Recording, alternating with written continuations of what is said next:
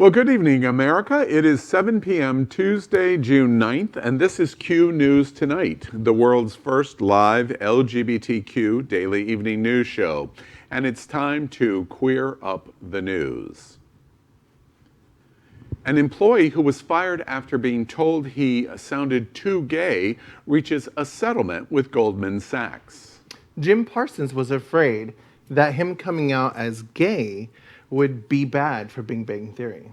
LA Pride will no longer host Black Lives Matter march after backlash. Puerto Rico governor dismantles LGBTQ protections on the island. Joe Biden announces LGBTQ steering committee. Daniel Radcliffe responds to J.K. Rowling's trans rhetoric with love. Iowa police bust gay bar for providing medical supplies to protesters. CNN and Sesame Street team up to fight racism. Police are caught sharing thousands of sexist, racist, and homophobic messages.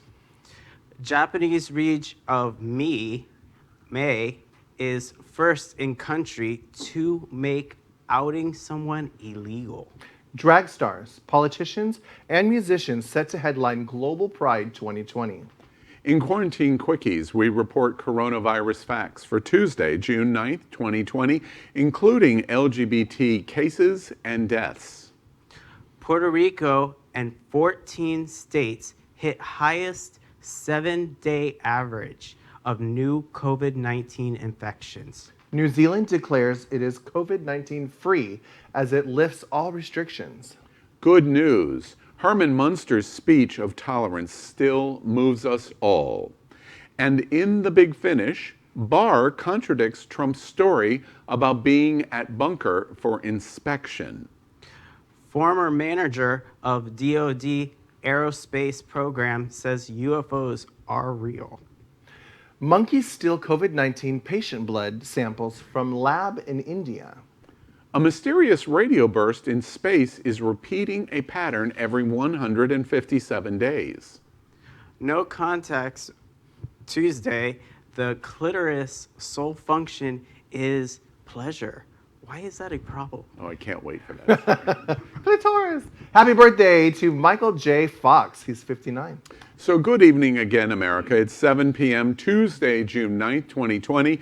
It is time to queer up the news. We are literally out of the closet and into the headlines. So many of your stories we are going to tell tonight on Q News Tonight. Tonight on the world's first live daily queer evening news show. Tonight's news about the gay community and the news from an LGBTQ perspective.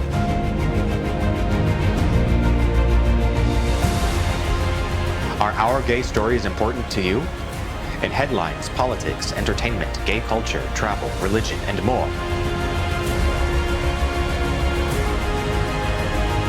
Reported by respected anchors. Out of the closet and into the headlines on Q News Tonight.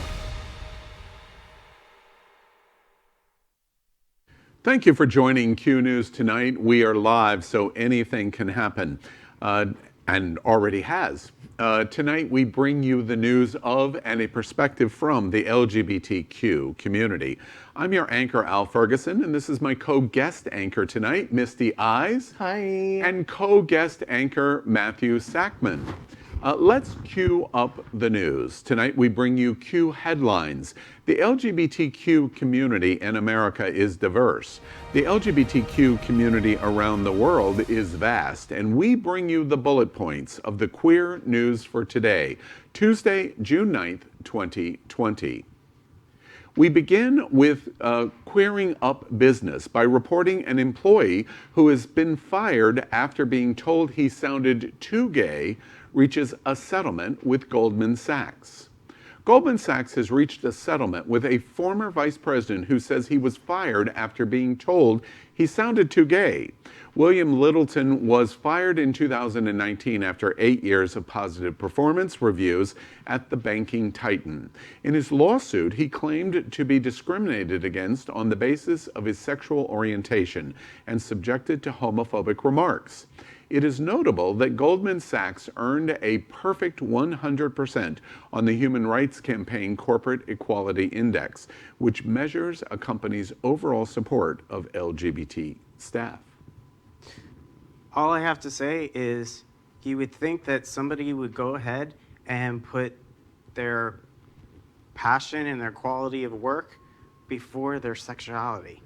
It's shocking to me. It's, it happened in 2019, but I didn't think you could be too gay. Apparently, you can't be too gay at Goldman Sachs. In the corporate banking world, it's probably still a little dirty secret. We cue up entertainment tonight by reporting Jim Parsons was afraid that him coming out as gay would be bad for the Big Bang Theory. It has been revealed that Jim Parsons feared that he might cause trouble if he came out as gay. While shooting the now finished The Big Bang Theory, the actor opened up to the fact that the high-profile nature of that show made him afraid to talk openly about his sexuality. One of the most terrifying moments for the actor came the first time he was nominated for an Emmy. Yeah, that must have been very tragic. Hello, you just got an Emmy. What are your opinion? What are your thoughts? Who are you dating?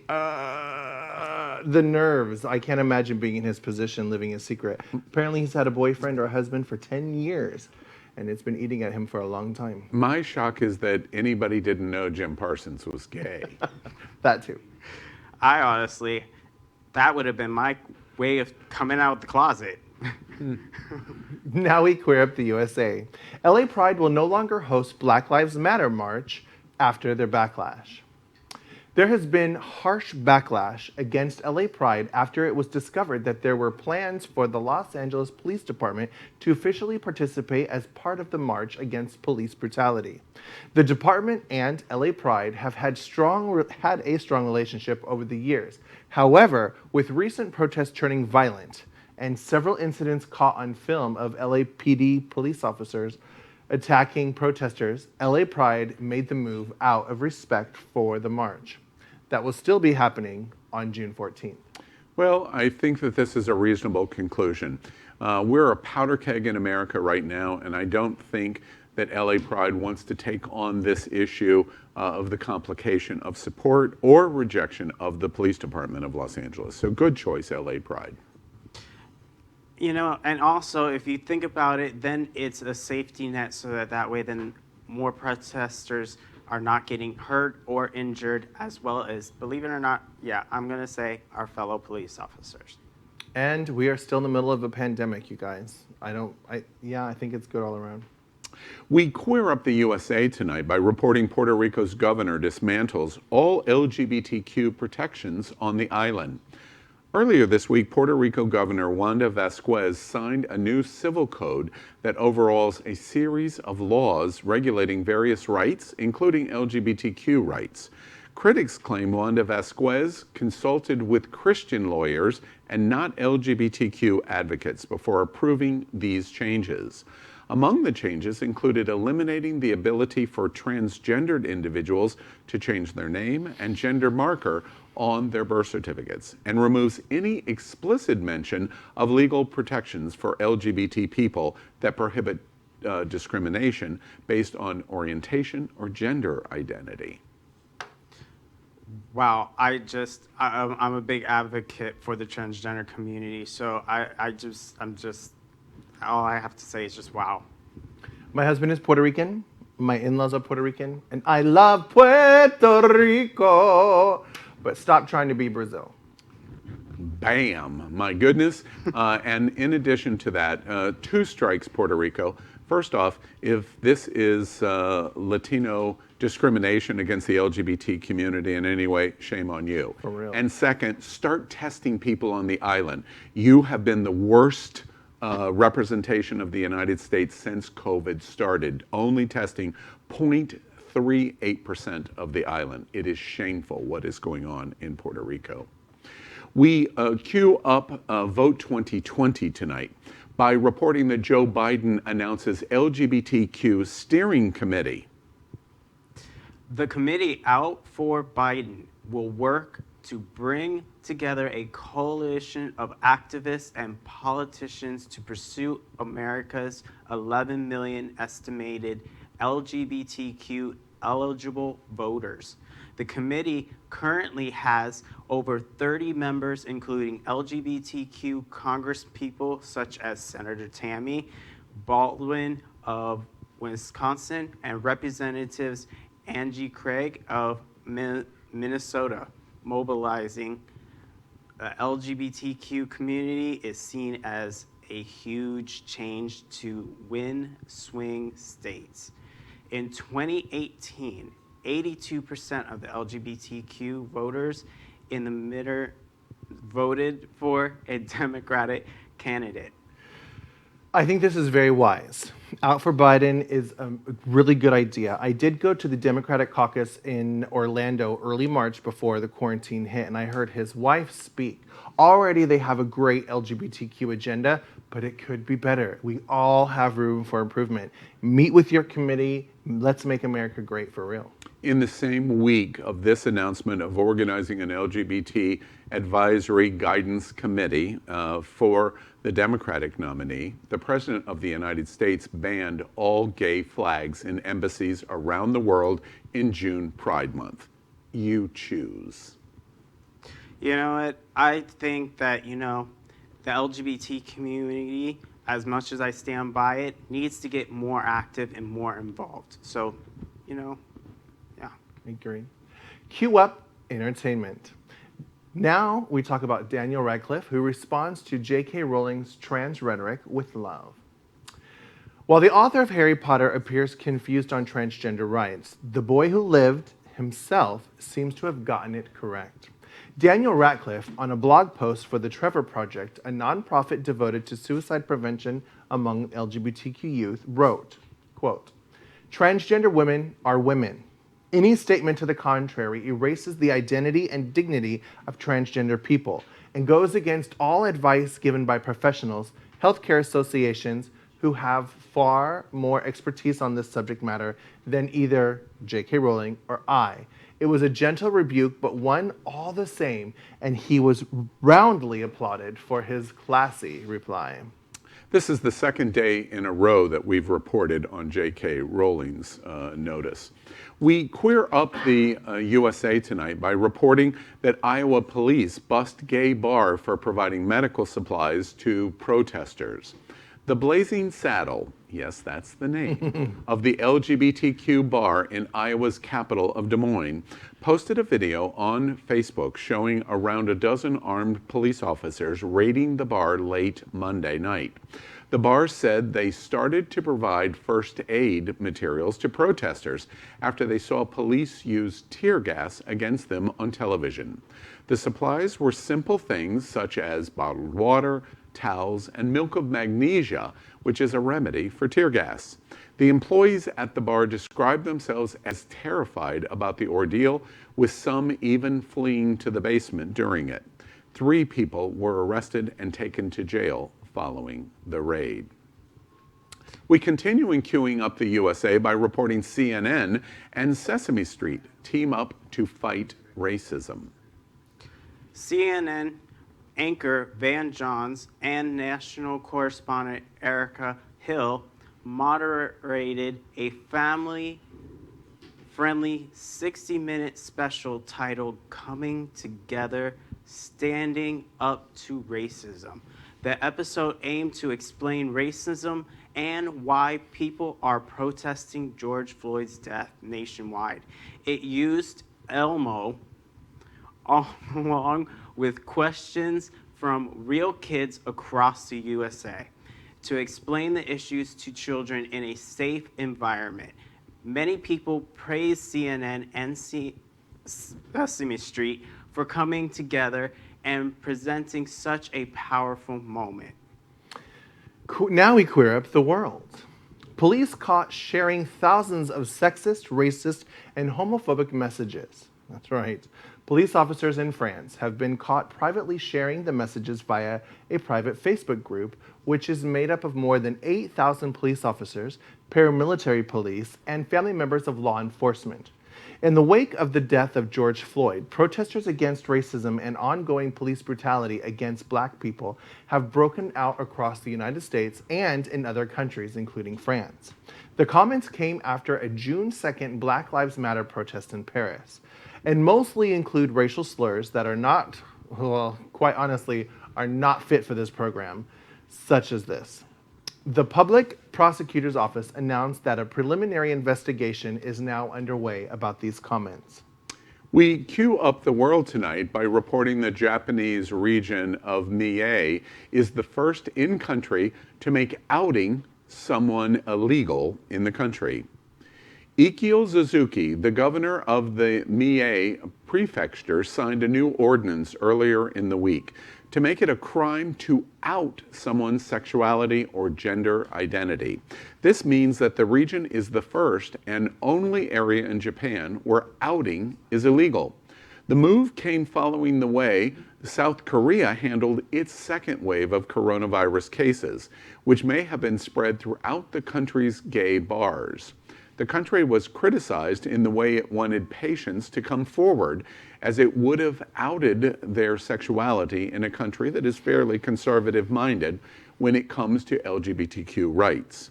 The region became the fourth to bring in anti-LGBTQ discrimination measures, following Tokyo, Osaka, and Ibaraki. We cue up the world tonight by reporting drag stars, politicians, and musicians are set to headline Global Pride 2020. LGBTQ musical icons and drag queens and global human rights leaders are set to take part in Global Pride 2020 on June 27th. A 24-hour virtual LGBTQ celebration that is estimated to attract 300 million viewers, according to event organizers. Global leaders across the world are scheduled to give remarks. This event will be streamed for free on Global Pride 2020's website and the YouTube channel. Now let's catch up on all of the news surrounding COVID-19 with our segment called Quarantine Quickies. The first story tonight is our daily reporting of the coronavirus facts, especially important to the LGBT community. We begin by reporting on coronavirus case numbers based on standard acceptance of 7% of the LGBTQ community. LGBT COVID cases in the world currently stand at 506,875, and in America, LGBTQ COVID cases stand at just over 142,000. Remember, America is ground zero of the pandemic, and currently we have 28% of all of the cases of COVID in the world. We report on coronavirus deaths tonight in reporting the world's LGBTQ COVID-19 deaths stands at 28,675, and in the United States, just short of 8,000 deaths. And again, America's 4% of population with 27.6% of all of the world's deaths. We report on testing facts, where in the United States we have tested 21,775,000 tests, and that is still very small, only 6.6% of population of 328 million.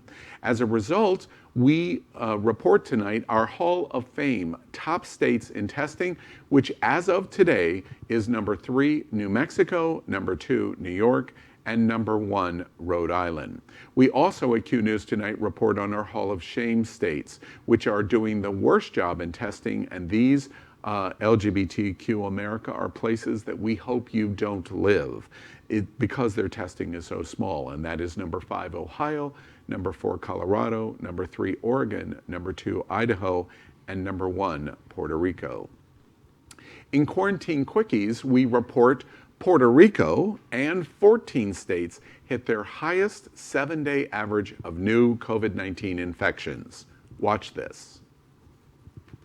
Right now, 15 states and Puerto Rico are already reporting an increase in cases, including Mississippi, where tomorrow every business will be allowed to open in some capacity, despite the state reporting its highest daily case totals Friday and Saturday. Every community is one wild weekend from falling off the cliff. Their highest ever 7-day average of new coronavirus cases since the pandemic began, according to data tracked by the Washington Post.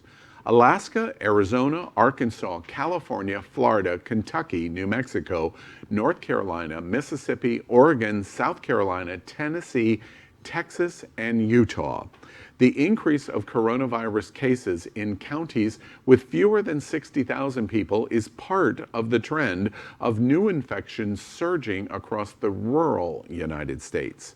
Health experts worry those areas already short of resources before the pandemic will struggle to track new cases with the infrastructure that remains.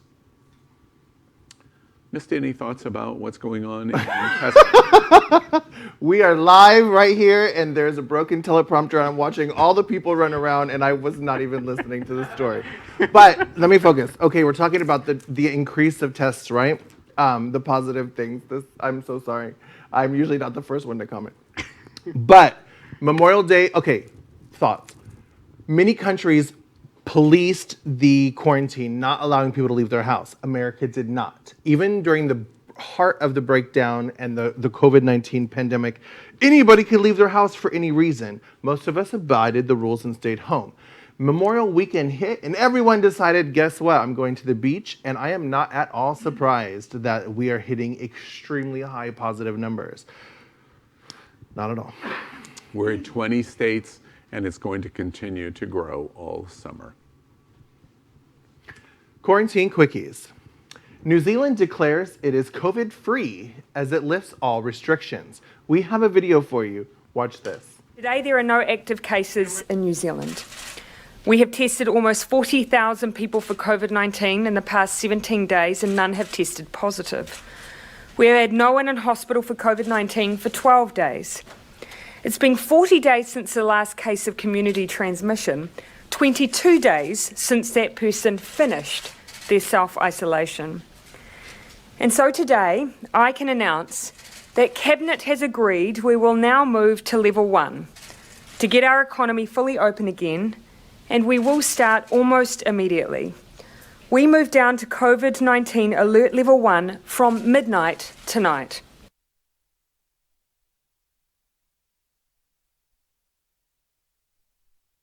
Lowest of a 4-tier alert system under new rules. Social distancing is not required, and there are no limits on public gatherings, but borders remained closed to foreigners. New Zealand has reported no new COVID-19 cases for more than 2 weeks.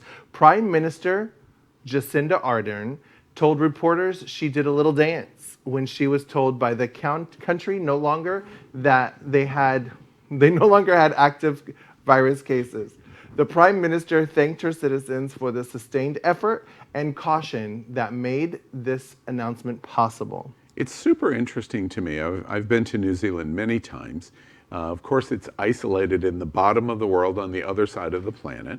But as an island, they were able to accomplish this far faster than virtually any place else in the world.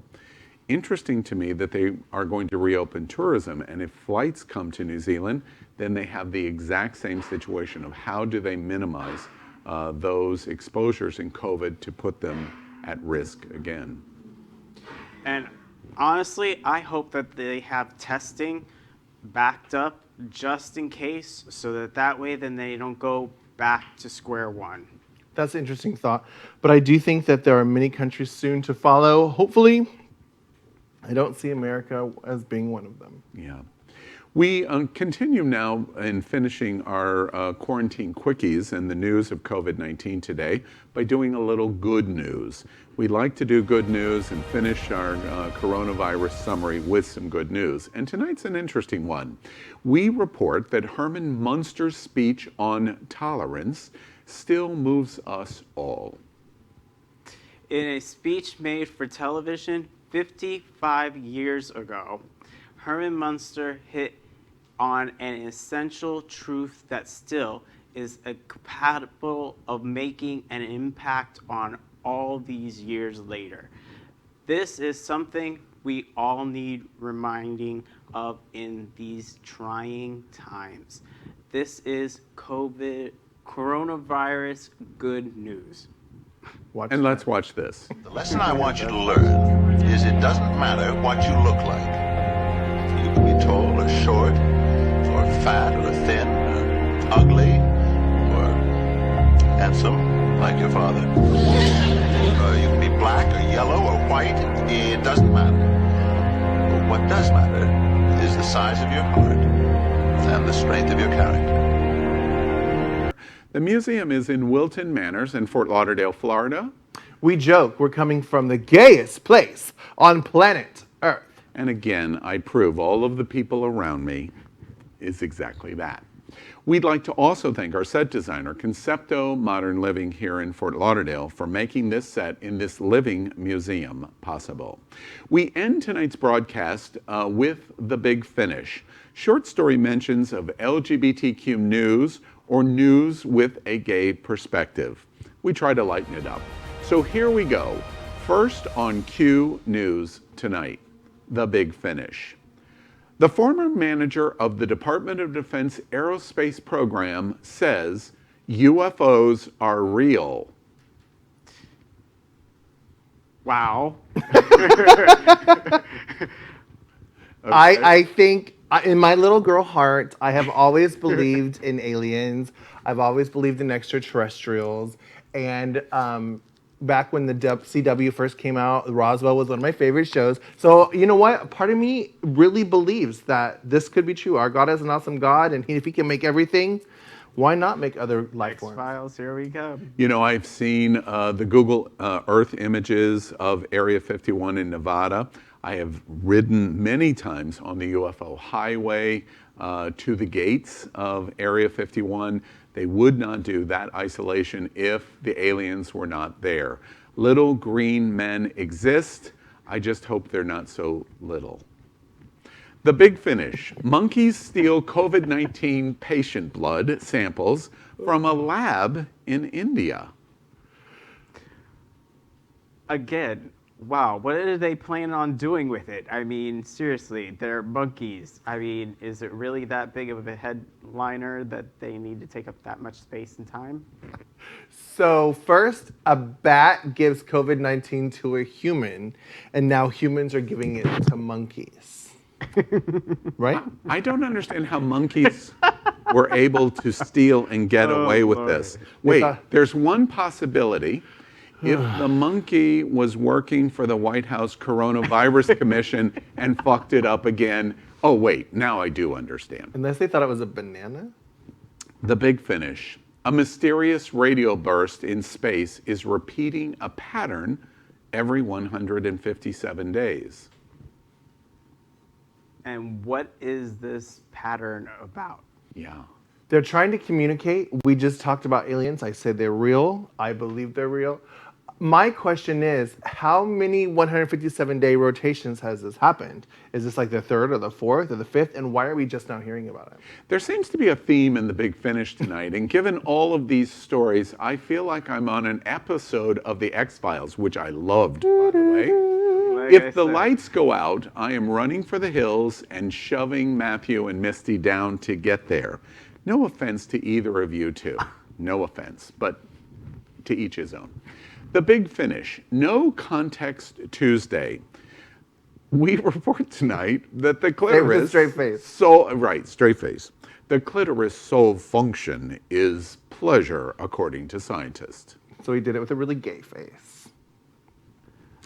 Okay, Any I experience honestly, with the my clitoris? opinion is, really, Misty, shouldn't you be covering this topic more than me? My clitoris is none of your business. Obviously, it's for pleasure. But you know what's funny? In the first trimester, all of us had a clitoris, and it was called a tubular. In the second trimester, the girls Ew. developed a clitoris and the boys developed a penis. And interestingly, when a girl gets aroused, her clitoris gets erect and engorged, very much like a penis. Ew, I want to have sex again. Please stop. They have little penises, Al. There you go. Ew. Okay. Well, I'm very happy about this news that science indicates this. It just indicates that all of the sexes are equal. Finally, you have a useless appendage that is used It's not useless. used for pleasure, just like us. That's all I got. Surprise. The big finish. Barr contradicts Donald Trump's story about being at the bunker just for inspection. Honestly, if I was him, all I have to say is just stay down there. Because you know what? If you peek your head out, I swear to God, I'm no offense, but just wow. Matthew, this is Just- Q just- News Tonight. We like to offend. Oh, It's a good thing you're not in D.C. Okay, Right. good. Yeah. So clear. I saw the news program. I saw what Donald Trump said. I saw what the bearish, what's his name, Barr said. Yeah. Clearly, Donald Trump lied. But the question is, why is he lying? Is he embarrassed? Is he trying to cover up something? Obviously, protests happen, and the Secret Service was like, "Dude, go underground." Why is he embarrassed about that? I think actually both lies are true. Both are right.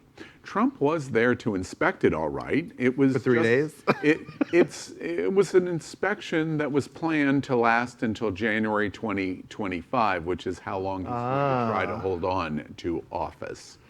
In the big finish, happy 59th birthday to Michael J. Fox. I love him.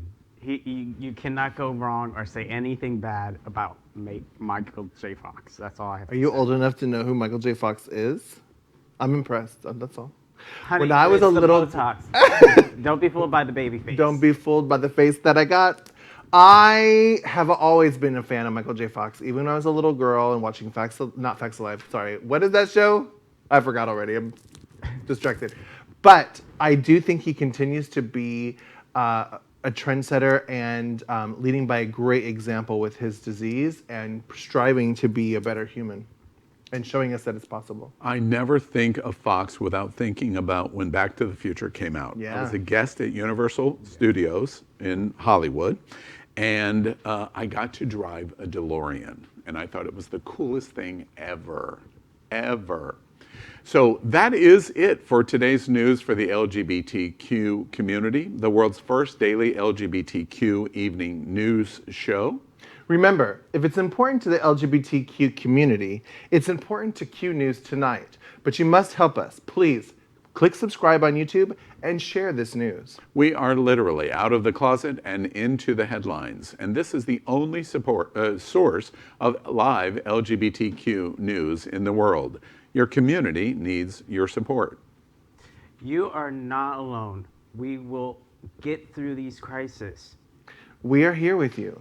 And this is Q News Tonight. So thank you for joining us. I, again, am Al Ferguson. And on behalf of Misty Eyes and my friend Matthew stepping in for us tonight, we will see you daily, including tomorrow night at 7 p.m.